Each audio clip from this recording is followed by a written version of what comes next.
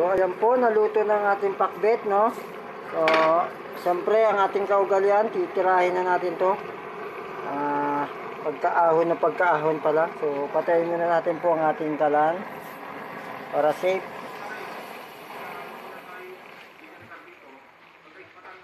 Ayan. Wow.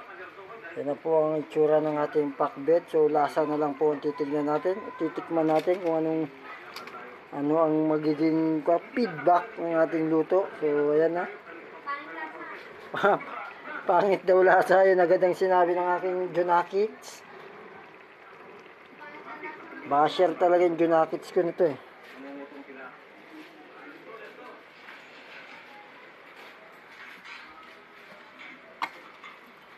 Wow!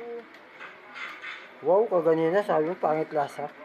Ayan na po ang ating pakbet. So, luto po namin dalawa yan. Himina. Hindi naman po ipakita kasi ako eh. Pera ko po pa. Yan na.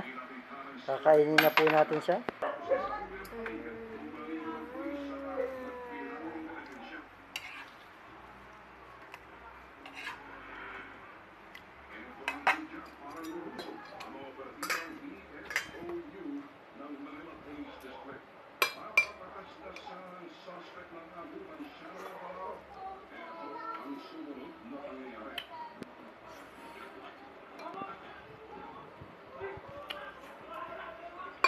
Tikman na natin siya.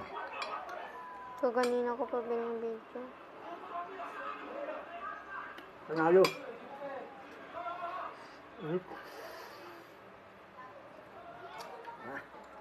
Sarap.